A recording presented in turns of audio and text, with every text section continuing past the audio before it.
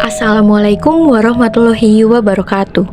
Halo semuanya, kali ini kita akan membahas Kerajaan Samudra Pasai. Dalam video ini, kita akan menjelajahi jejak-jejak gemilang Kerajaan Samudra Pasai yang menyisakan warisan sejarah yang tak ternilai.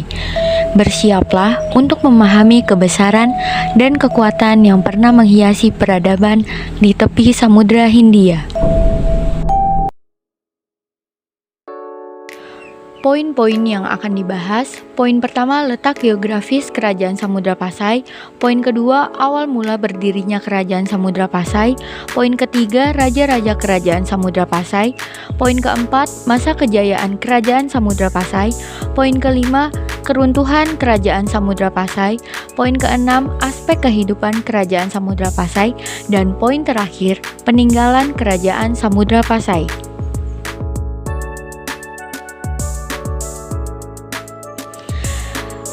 Letak geografis Kerajaan Samudra Pasai. Kerajaan Samudra Pasai berada di wilayah yang strategis, yaitu di pesisir utara Sumatera di tepi wilayah Aceh. Tepatnya di dekat kota Lok Semawe, berada di Selat Malaka.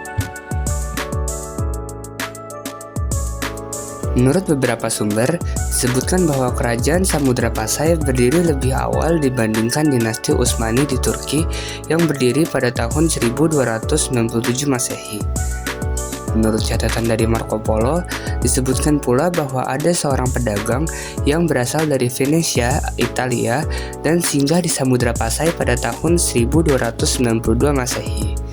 Dari catatan Marco Polo tersebut, Marco Polo menerangkan bahwa ia telah melihat sebuah kerajaan Islam yang telah berkembang pada saat itu. Diketahui bahwa kerajaan Islam yang Marco Polo lihat adalah Samudra Pasai dengan ibu kotanya di Pasai.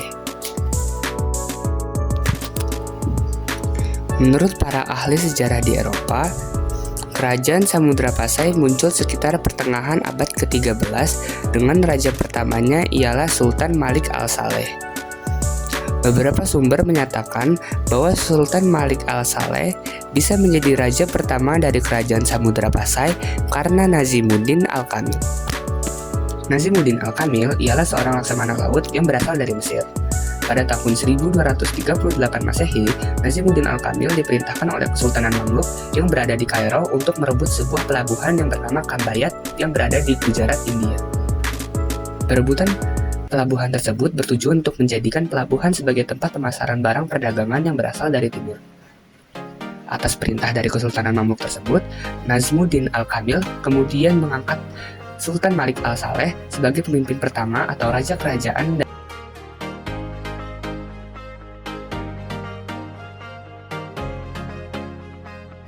Berikut adalah daftar beberapa raja yang memerintah di Kerajaan Samudra Pasai.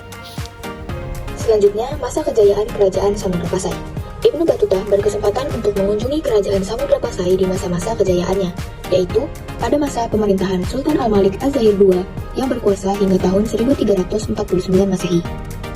Samudra Pasai saat itu berdagang giat sebagai salah satu komoditas utamanya dan memiliki peran sebagai bandar dagang besar saat itu. Bahkan pada masa tersebut, Kerajaan Samudra Pasai telah mengeluarkan bentuk alat tukar berupa koin emas atau dirham dengan komposisi emas pada alat tukar tersebut adalah 70% murni. Kerajaan Samudra Pasai pun sempat mendapat serangan dari Kerajaan Majapahit di masa jayanya. Namun, Kerajaan Samudra Pasai berhasil kembali merengkuh masa-masa keemasan di era pemerintahan seorang sultan perempuan dengan gelar Sultanah Malikah Narasiyah yang memegang tahta pada tahun 1406 hingga 1428 Masehi. Berikutnya, keruntuhan Kerajaan Samudra Pasai. Kerajaan Samudra Pasai mengalami kemunduran setelah mendapat serangan dari Kerajaan Majapahit. Pada saat itu, Kerajaan Majapahit memiliki ambisi yang ingin menyatukan Nusantara. Setelah Kerajaan Majapahit meyakini adanya hubungan antara Samudra Pasai dengan Kesultanan Delhi di India, maka pada tahun 1349, Kerajaan Samudra Pasai diserang hingga mengalami kehancuran.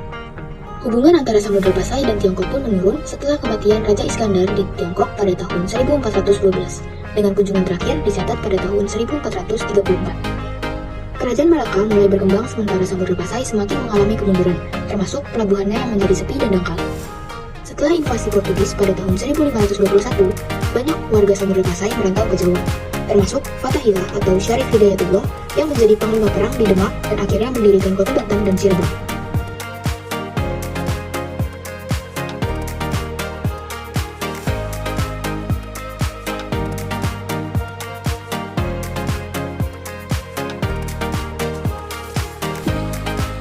Kerajaan Samudra Pasai menganut sistem kesultanan dengan sultan sebagai pemegang kekuasaan politik dan agama. Raja juga dibantu para ulama dalam mengambil kebijakan. Hubungan luar negeri Samudra Pasai mencakup Tiongkok dan kerajaan Islam di Timur Tengah. Salah satu ciri khas utama dari kehidupan ekonomi Kerajaan Samudra Pasai adalah peran pentingnya sebagai pusat perdagangan maritim. Kedudukan strateginya di wilayah pesisir memungkinkan kerajaan ini berada di jalur perdagangan utama di antara Timur Tengah, India, dan Tiongkok. Untuk komoditas utamanya adalah lada, sebagai bandar perdagangan yang besar. Kerajaan Samudra Pasai juga mengeluarkan mata uang emas yang disebut dirham. Uang ini digunakan secara resmi di kerajaan tersebut. Sekelompok minoritas kreatif berhasil memanfaatkan huruf Arab yang dibawa oleh agama Islam untuk menulis karya mereka dalam bahasa Melayu. Inilah yang kemudian disebut sebagai bahasa Jawi, dan hurufnya disebut Arab Jawi. Sejalan dengan itu, juga berkembangnya ilmu tasawuf. Di antara buku tasawuf yang diterjemahkan ke dalam bahasa Melayu, ada Durru al-Manzum, karya dari Maulana Abu Ishaq. Kitab ini kemudian diterjemahkan ke dalam bahasa Melayu oleh Mahdum Patakan atas permintaan dari Sultan Malaka.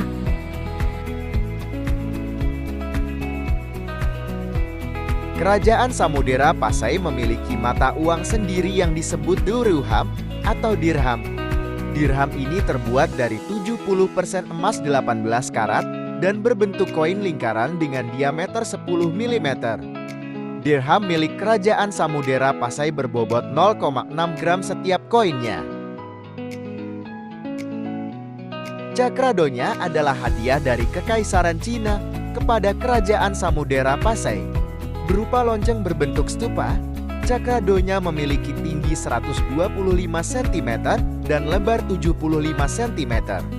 Cakradonya merupakan lambang poros kereta cakra yang menghubungkan dunia donya. Naskah surat ini adalah milik Sultan Zainal Abidin. Beliau menulis surat ini sebelum meninggal dan ditulis pada tahun 1518 Masehi. Surat ini ditulis dengan bahasa Arab. Surat ini berisi gambaran terakhir keadaan yang dialami oleh Kerajaan Samudera Pasai setelah penaklukan Malaka oleh Portugis pada tahun 1511 Masehi. Stempel kerajaan ditemukan di Desa Kutakroan, Kecamatan Samudera, Kabupaten Aceh Utara. Stempel ini berukuran 2 x 1 cm dan diperkirakan dibuat dari bahan sejenis tanduk hewan. Stempel kerajaan digunakan untuk mengesahkan dokumen dan surat resmi. Stempel ini mencatat keberadaan penguasa dan administrasi kerajaan. Nisan Sultanah Nahrasia terbuat dari pualam. Pada nisan ini dimuat silsilah Sultan Samudera Pasai. Makam Sultanah dihiasi dengan ayat Al-Quran yakni kaligrafi surah Yasin, Ali Imran ayat 18-19, Al-Baqarah, dan ayat kursi. Berikut beberapa website yang kami gunakan sebagai sumber. Terima kasih yang telah menyimak video kami. Semoga ilmu yang kami sampaikan dapat bermanfaat.